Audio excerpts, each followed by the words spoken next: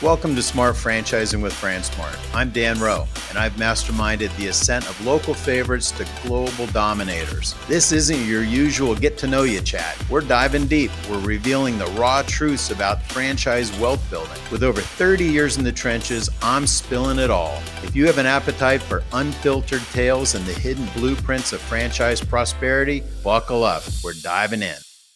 All right, welcome back to Smart Franchising with FranSmart, and I can think of no smarter franchising than focusing on driving ROI, lowering open costs and shortening the time to get all your money back out of a project, out of a franchise. And today we're joined by my good friend Neal Sherman of TagX, who specializes in restaurant and retail liquidations, used equipment resales, and even some new equipment being sold at used prices. The cost of everything is going up and there's no end in sight. And one cheat code, a place to look to lower your overall cost, is at your equipment. So Neal, glad to have you. Thank you very much for doing this. Give a little bit about your background on how TagX started so we can get into it. Sure, Dan. Honored to be part of it. Appreciate all you're doing in the industry, not only your leadership in organizations, but also sharing people's perspective to help make things more efficient. So grateful for that, as many others are. So TagX brand's roots are in Washington, D.C., just like yours. And we started almost 40 years ago after grad school and spending time in brand management. Wasn't a fan of corporate America, wasn't a fan of New York, moved to D.C. And it was at a time when supermarkets were getting into prepared foods in the early days. We managed kiosks for big brands, Campbell's Soup, Maxwell's Coffee. And every time we'd bring a kiosk in, the retailer, Dan, would ask us to get rid of whatever we were displacing. And at first we were insulted. We're not junk guys. And then the retailer would say, listen, you're not bringing your kiosk in until you get rid of whatever we're displacing. And so as a courtesy, we got rid of it. We had more demand for getting rid of other people's surplus, went from supermarkets to C-stores to restaurants. And 40 years later, we operate the biggest aftermarket of, as you said, new surplus and used restaurant food service equipment. Do work for 41 of the top 50 restaurant chains in America, have 50,000 registrants on our auction platform, restaurantequipment.bid. And the mission is to help make the aftermarket more efficient, to help people opening locations with lower cost capital equipment. So that's our lane. So the dirty secret in restaurant equipment, like a car, like a boat, the minute you drive it off the lot, it drops in value, right? A lot of times when people are buying brand new stuff, right away, they're losing like a third or a half of its value, right? Right. Or more, right? And the secret, as you said, is that most equipment that's in the restaurant space is made of stainless. Stainless disintegrates at 100 to 1,000 years. No one's ever really clarified it. We did a study at MIT that validated that. Stainless is going to be here long after we're all gone. And, these pieces of equipment, if they're mechanical, they're pretty rugged and they have a long life. And so anybody who's opening a location, if the equipment package in a QSR or a small sandwich shop is $250,000, you might not be able to get 100% of the equipment that you need for that location in the aftermarket. But if you could get 40% at 50 cents on the dollar, you're saving 20% of the total CapEx cost. Why don't more people focus on getting used equipment? Is it stigma or are they just lazy? Maybe that and ease. They kind of, our whole vision is to make an efficient aftermarket. That's our kind of mantra every day, is that there's so much supply out there. You just have to get in the car and go down any street in America and you'll see closed restaurants, closed locations. And our job is to get that surplus and to bring that front and center onto our marketplaces. So it's a hassle. And somebody opening a location, if they're green and they haven't opened a location before, they think that they all need shiny new equipment or shiny new. And as you had mentioned, the surplus new equipment on our marketplaces is sometimes greater percentage of the total items than used. So through COVID, through all the supply chain issues of the world and everything else, there is a plethora of new surplus that brands just didn't need. They bought long because they were concerned about lead times. And all of this is tariff free, right? It's already here in the U.S. What do you mean tariff free? In other words, someone's already sunk the cost of purchase. So there's no tariffs. If you buy equipment now that's made abroad, somewhere in the pricing is embedded the tariffs that are, have been included in the purchase price. And ours is already here. It's already done. And speed. Like a lot of things have lead time. If something's on your auction, they get it now. What, just so people know, what are some examples of restaurants that have closed and what comes out of those? Like what's an example of where a chain shut a bunch of restaurants, and then how does someone take advantage of all that? What's really there? So our auction platform, restaurantequipment.bid, has anywhere from 30 to 50 auctions live, either from our warehouses or around the country. And there's been so much demand on the auction platform. We're launching a storefront next month where people will be able to buy instead of just wait for the auction. Some people don't have the patience or desire to be part of an auction platform. And so we basically are going to make it easy to have a catalog online. So to give you an example, last year we closed about 400 locations in the U.S. We managed the physical facility closure process. 125 Red Lobsters, 63 Rubios, Shake Shack, Tijuana Flats, BurgerFi's, a bunch of independents. And basically all those get either launched from site, from where the closure occurs, or they get brought to our warehouse and in turn get launched on our platform from our warehouse. And so that makes it easier for somebody who's looking in the aftermarket that wants to save money along the way to be able to have access to that. Okay. And then you said just a second ago, so the auction is, hey, I've got this new piece of equipment, and then it goes out for a classic auction. But someone that needs a piece of equipment, it may or may not be there, which is why you're doing the storefront. The storefront will just always have stuff, right? It'll always have stuff. We'll never be 100% of what people need, because as you know, with the many amazing brands that you brought to the market and you've helped to grow, everybody has kind of concept specific equipment.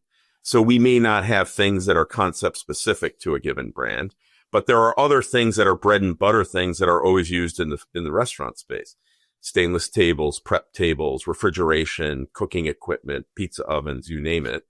And those people, those operators that are looking to bring down the whole goal is to get a location open at the least cost. And capital equipment, which you've always been a champion of figuring out, how do you get people to lower that CapEx cost, either when they build, Dan, or when they have replacement situations. Yeah. So how does the auction work? Like if I go and register, and I think that sounds like the thing is I have to keep looking at the auction, and do I get to actually flag certain pieces of equipment, and then you guys will send me a notice when those are coming on the auction, or I just have to keep taking a look? So the auction is geographically based. So we have 4 hub facilities around the country. We have a 1,000-acre former Army base in upstate New York that is in the Finger Lakes. That's within a day's truck run of half the U.S. and Canada's population. Then we have hubs in Orlando, Dallas, and Los Angeles. Every month we have 2 auctions from each one of those facilities. And so we can ship to people or they can pick up depending on where they're located.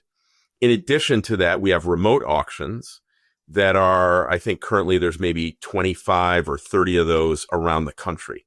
So a location closes, we have an auction in that location. You can market within that auction if it's geographically desirable to you. You can mark it to be posted when you bid on it or when you get outbid. There's a whole series of tracking you can conduct. And that's one of the reasons that we're going to offer a storefront, because so many people need so many things and they don't have the time. Running a restaurant takes a lot of time, or building one, and they don't have the time to be able to track an auction, and then they can buy it direct. So, yeah. And then just as an example, like what are some brand new pieces of equipment? How did you come across brand new pieces of equipment that have never been used, and what could someone save picking those up? Sure. So some of the major brands, and like I said, we've worked with 41 of the top 50 restaurant chains in America.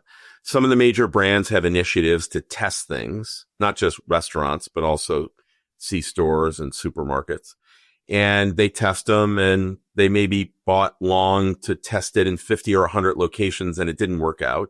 And so a new chef, new culinary director, new marketing person comes in and they say, nah, this program is not going to work. And they need to dispose of or sell off the surplus equipment. So the source of that is some of the bigger chains that we support that have surplus inventory somewhere in their system. It also may be somebody who's a distributor or a manufacturer who has slower moving items, but are still new and in demand, that are out there in the marketplace. Obviously, COVID and the supply chain issues were a boost to that percentage of our total, configuration. So what's the life on like a 3-compartment sink or a fryer or, like a cold make table, hot make table, those kind of things? Like the life on those is long. Someone picking up those, that's only a year or two old, and then it was liquidated. There's nothing wrong with that, right? And they still got a long life ahead of it.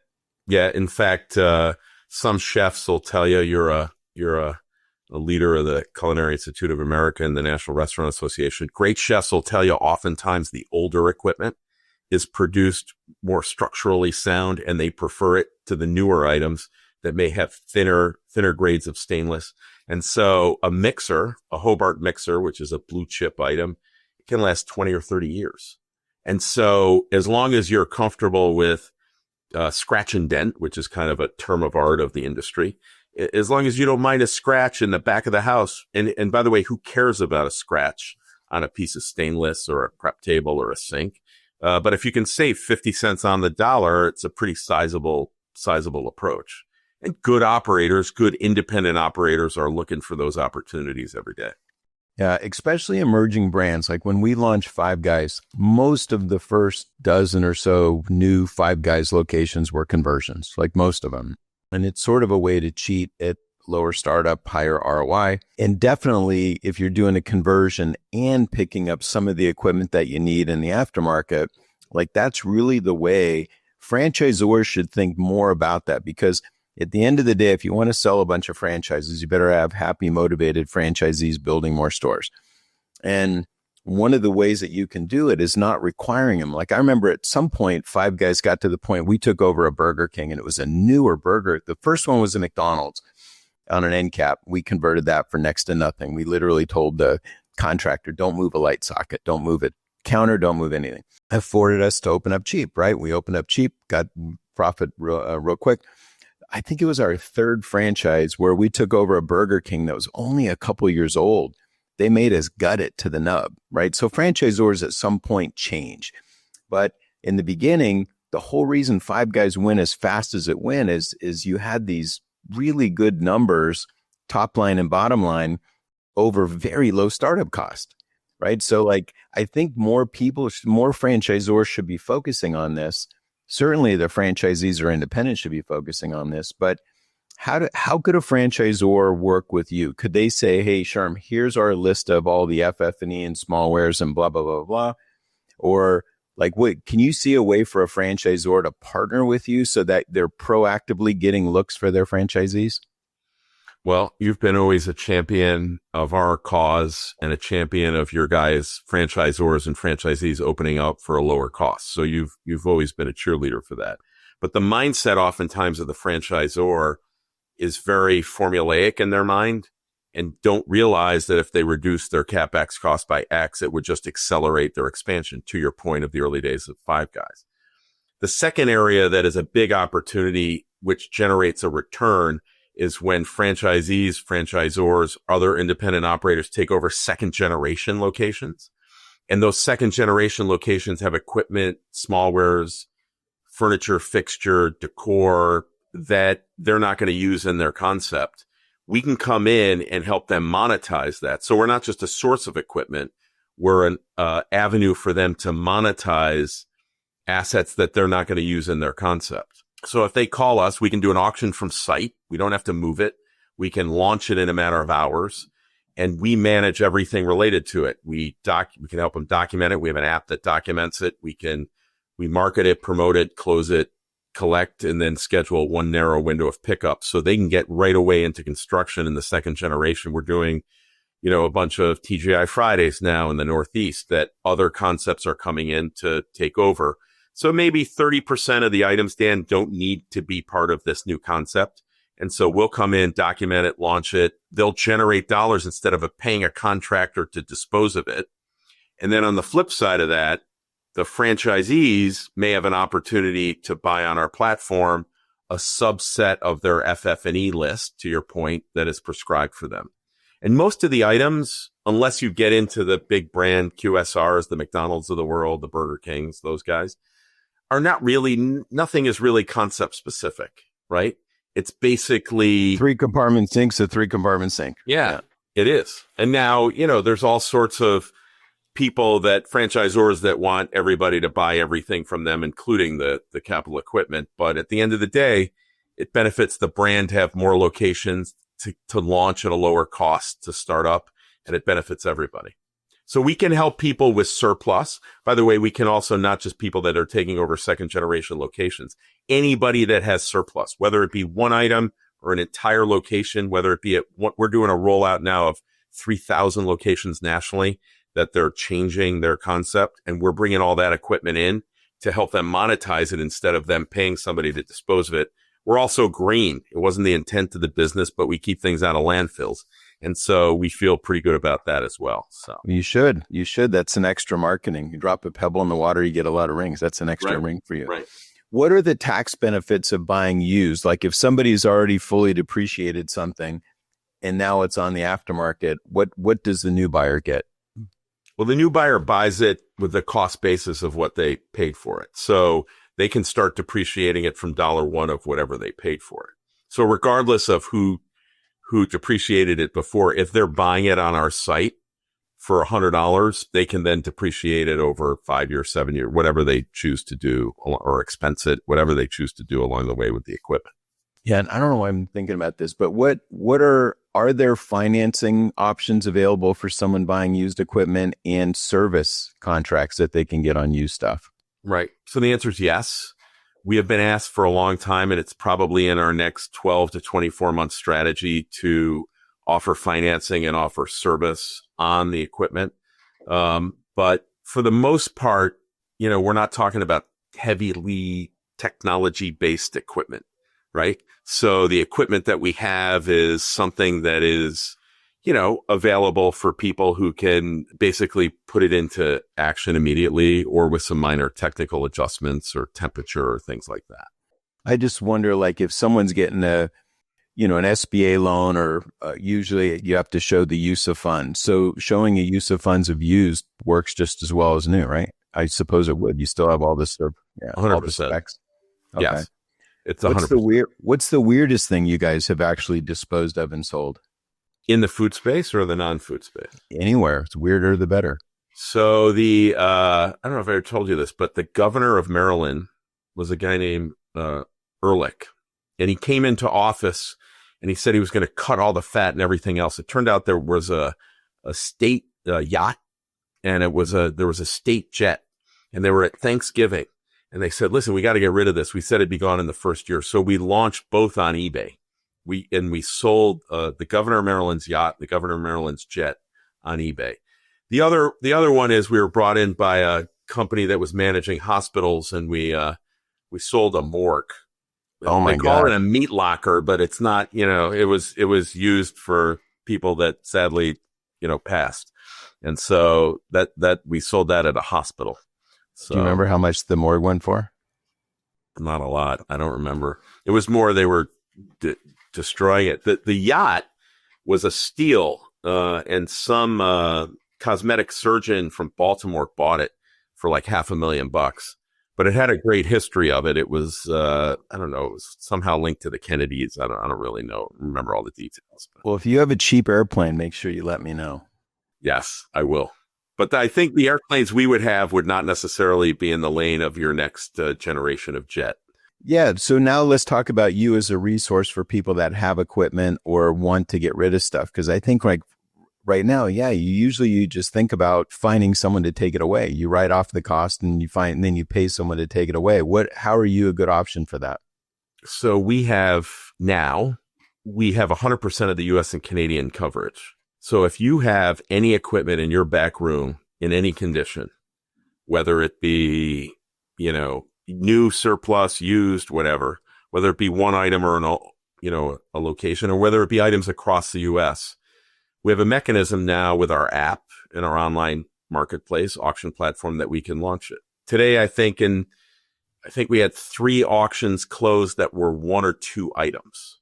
So somebody had the items and they call us, and we get them launched on the site, and we're performance based. So we take a commission and we yield the proceeds to the client, but they more importantly, they get it out of the way of the operation to make the operation more fluid, so that there's not all this equipment in back rooms and being an encumbrance. I mean, and people just think because we're the largest nationally that we don't, we were built by customers on Main Street. We serve clients on Wall Street, but we were built by customers on Main Street. So we have a big soft spot for anybody who has surplus that needs to get it out. And so our 50,000 customers buy everything. 98.5% of the items that we list on the auction sell, which is a staggering number. Every lot starts at $1. And the more we have on there, the more we can help out people. And plus we do work for, recognizable brands, Disney, Darden, Wegmans, Culinary Institute of America, Yale, University, Cornell, Harvard, you name it, food service operators around the country. No, I don't know why more people aren't looking at this. I mean, we do mainly because, like I said, we grow emerging brands and they're still young and not worried about all the vanity. But yeah, I would love to find a way to build almost like a link to you guys that says, hey, I just sold this franchise, I just sold a burger franchise, whatever. And in 6 months, they're going to need these pieces of equipment. Keep us posted as Sure. These things hit your auction. And then that way, along the way, I mean, gosh, if you take a $500,000 business and a franchisee can save $25,000, $30,000, that's a lot. That's huge.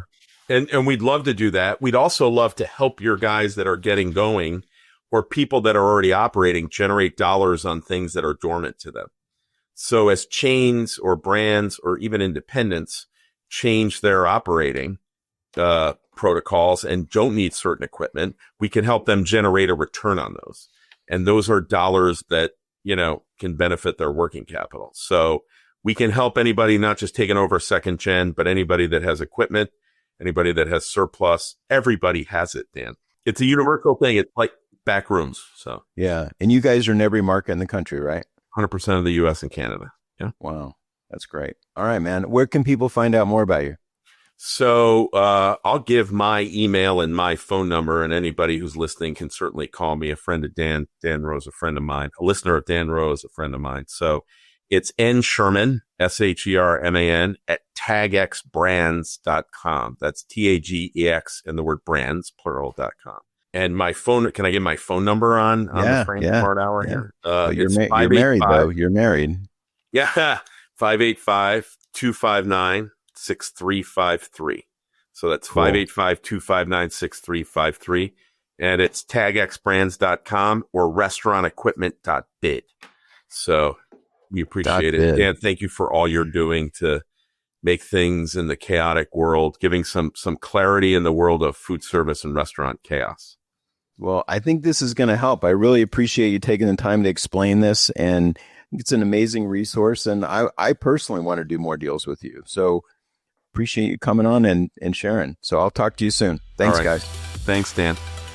Hey, thanks for tuning in to Smart Franchising with FranSmart. I'm your host, Dan Rowe. If you enjoyed today's episode, this podcast is only going to get better. Please like, comment, and subscribe to hear more from the most successful franchisors and franchisees, and we'll see you next time.